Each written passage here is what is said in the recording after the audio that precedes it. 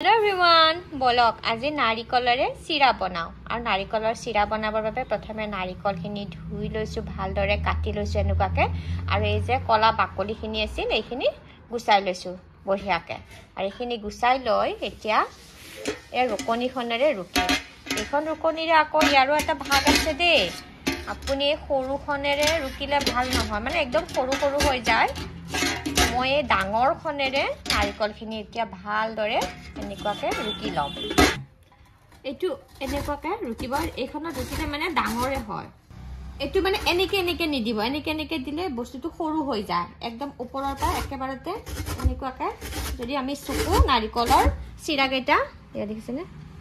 এটা ডালাৰ হয় বৰ ধুনিয়া হৈ যাব তেতিয়া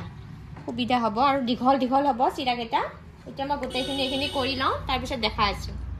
আৰু ইয়া মোৰ গোটেইখিনি নাৰিকল ৰুকা হৈ গ'ল বৰ ধুনিয়াকে আৰু এটা বস্তু দেখা আপোনালোকক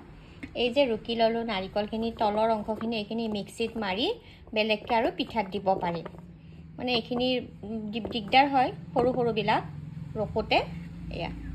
এইখিনি ৰেডি হোৱাৰ পিছত এয়া গেছটো জ্বলাই এটা ঢকঢকীয়া বগা কেৰাহী ল'ব দেই নাৰিকলৰ লাৰু হওক বা নাৰিকলৰ চিৰা বনালে সাধাৰণতে এটা বগা কেৰাহীৰ প্ৰয়োজন আৰু এইখিনি এতিয়া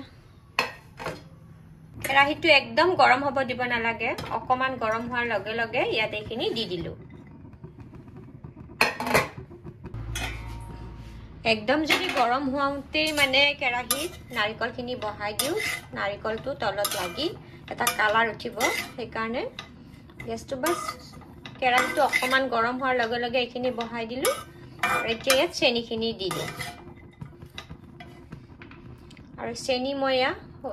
চাহ খোৱা কাপেৰে 2 কাপ দিম অলপ কমাই দিছো একদম ভৰ্তিকে কাপটো দিয়া নাই মই আৰু এইখিনিটো একদম ভালকে লৰাই থাকিব লাগিব আৰু এতিয়া নন ষ্টপ হাত লৰাব লাগিব গেছটো কিন্তু কমাই থৈছো দেই মিডিয়াম কৰি লাৰুতে চেনিখিনি গলি আহি আৰু এইখিনি প্ৰায় হ'ব আৰু চেনি পানীখিনি শুকাই গ'লে দেখিছেনে চেনি পানী অকণ আছে আৰু এইখিনি মাজতে মই গেছটো বঢ়াই দিছো সেইটো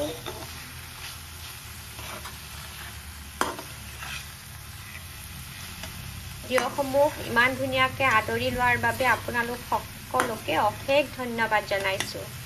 আৰু ভিডিঅ'টো চাইছে যদি লাইক এটা কৰি দিব তেতিয়া মোৰো ভাল লাগিব আৰু চেনেলটো যদি সাবস্ক্ৰাইব কৰা নাই প্লিজ সাবস্ক্ৰাইব কৰি দিব আৰু এইখিনি মোৰ এতিয়া ৰেডি হৈ গ'ল বঢ়িয়াকৈ দিছেনে যেতিয়া ঠাণ্ডা হ'ব তেতিয়া আৰু এটা মানে হৈ যাব চিৰাকেটা এতিয়া মই গেছটো একদম কমাই থোৱা আছে অফ কৰি দিলো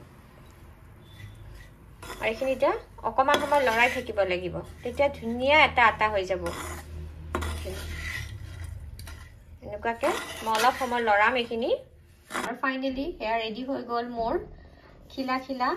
নাৰিকলৰ চিৰা একদম ধুনীয়া আৰু যদি ভিডিঅ'টো ভাল পাইছে তেন্তে প্লিজ লাইক এটা কৰি দিব আৰু আজিৰ ভিডিঅ'টো এইখিনিয়ে লগ পাম আকৌ আন এটি নতুন ভিডিঅ'ত আজিলৈ আহিছো বাই